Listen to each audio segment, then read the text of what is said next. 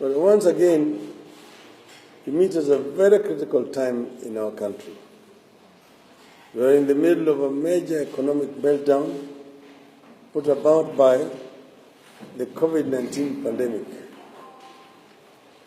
Businesses have collapsed, people have lost jobs, schools have been closed, we have lost friends and loved ones to the pandemic, and the future remains uncertain here and across the world.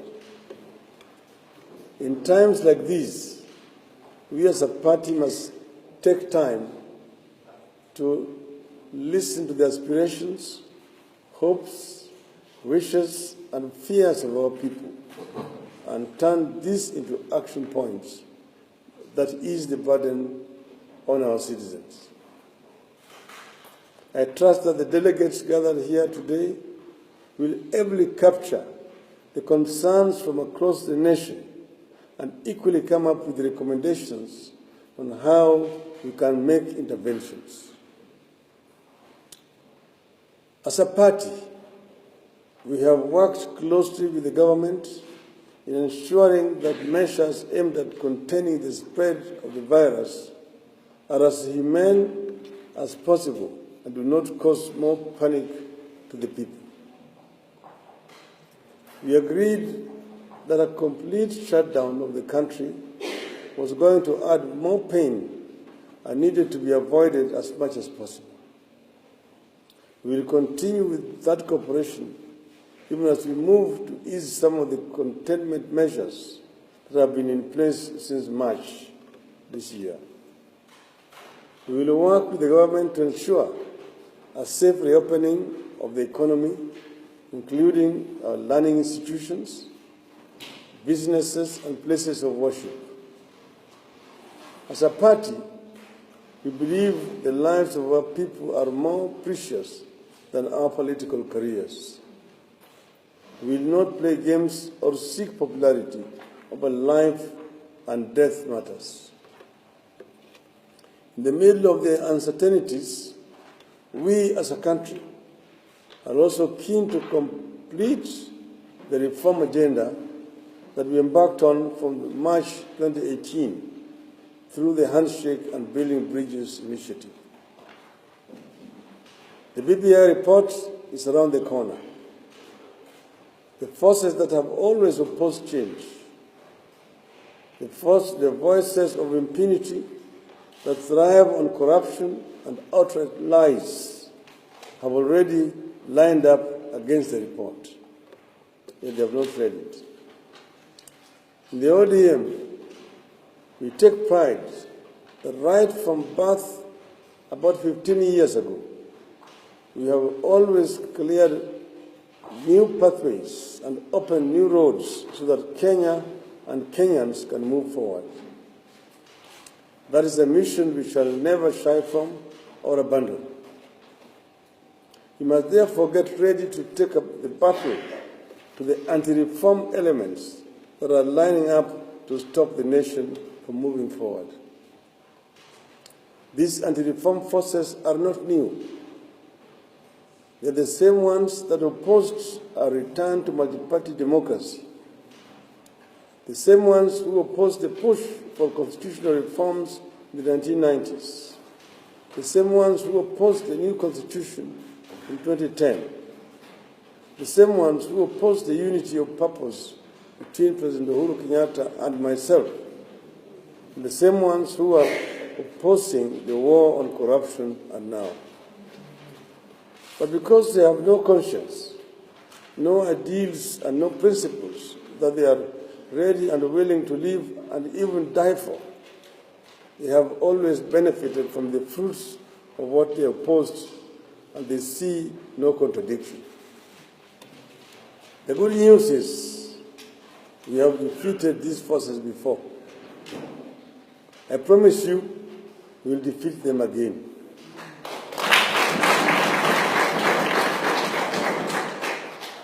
To be victorious, we will need synergy and unity of purpose among all our party organs and branches, and greater coordination with our members and supporters across the country.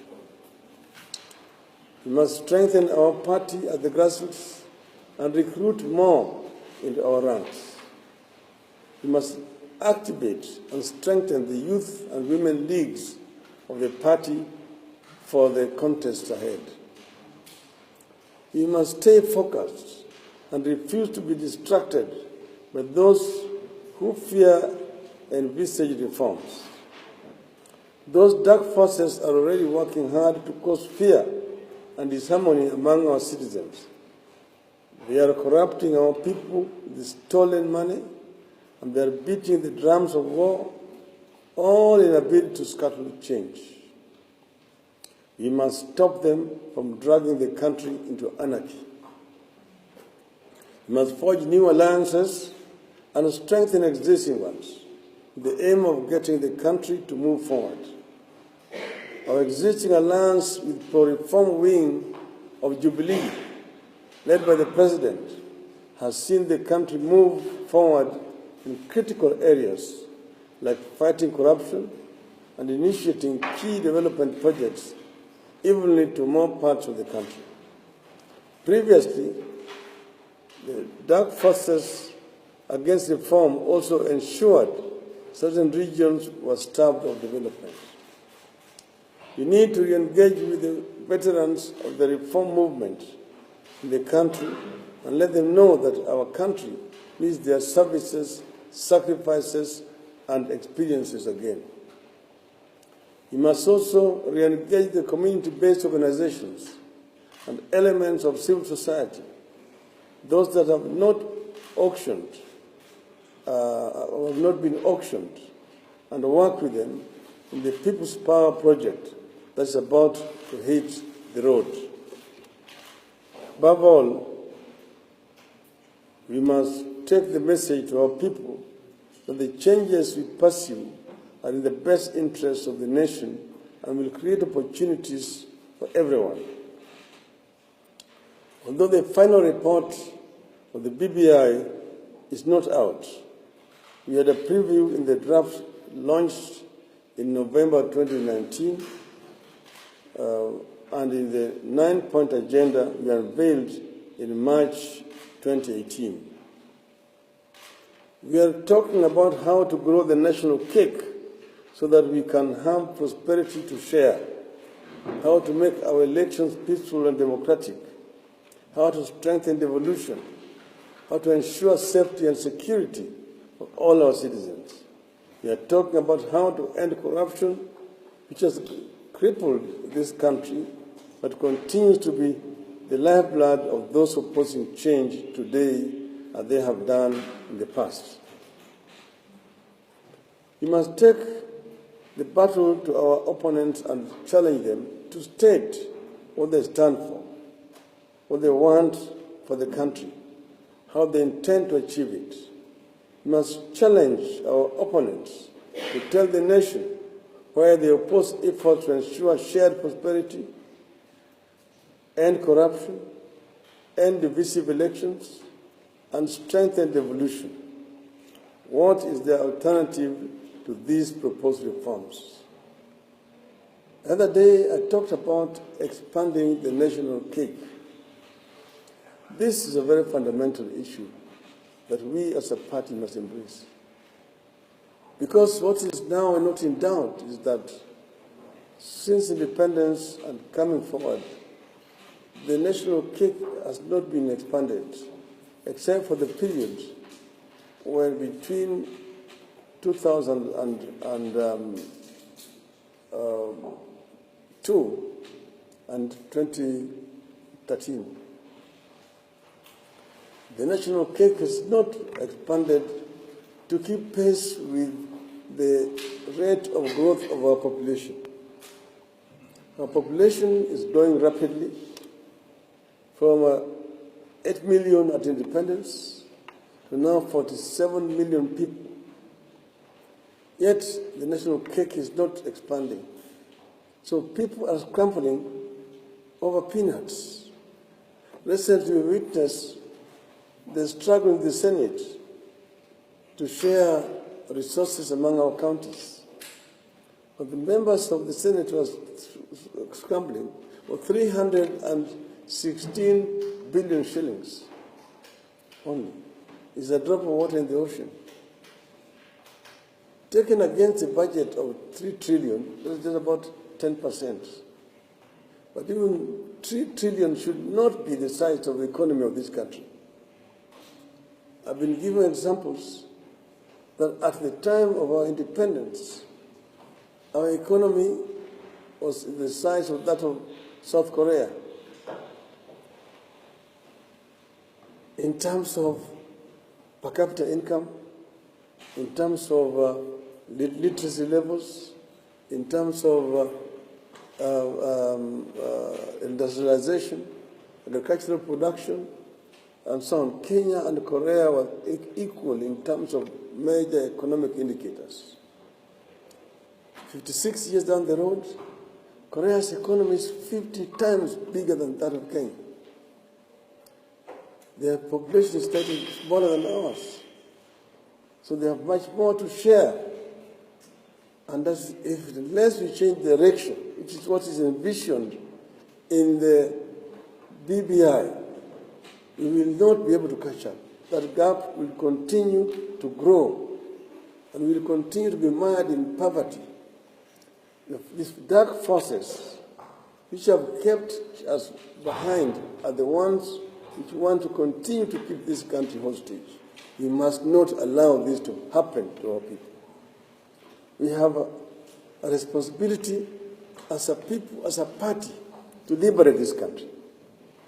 As a party, we must not shy or be distracted in our efforts to build a truly prosperous nation with a vibrant and inclusive economy that eradicates poverty, inequality, and creates jobs for our youth. To achieve virtually all these objectives, we must be unrelenting and unapologetic in our support for war on corruption.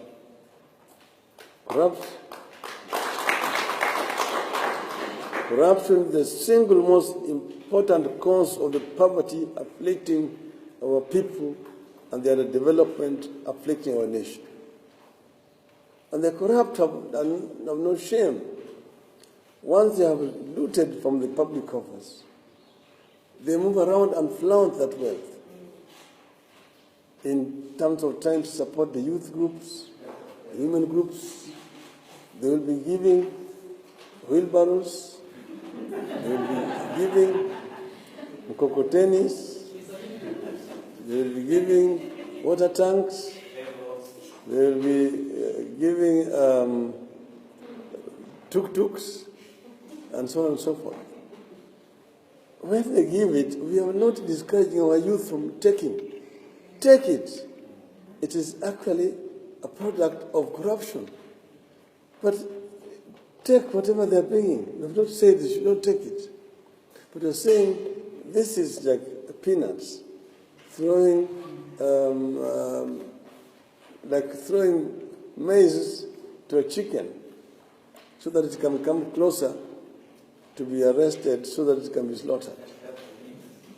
But what we're saying is that our people want to do better. When someone is, this is an old English saying, that if I'm hungry and I come to you and you give me fish, I will eat and I will be satisfied. But tomorrow I will be hungry again. But if you teach me how to fish and give me a fishing net, then you have given me permanent food. Our people don't want the fish that has been cooked. Our people want to be fishermen and fisherwomen. So, in the months ahead, we are going into a confrontation with the beneficiaries of proceeds of corruption who are arraigned against our agenda for a radical socio-economic transformation, job creation, and equitable distribution of prosperity.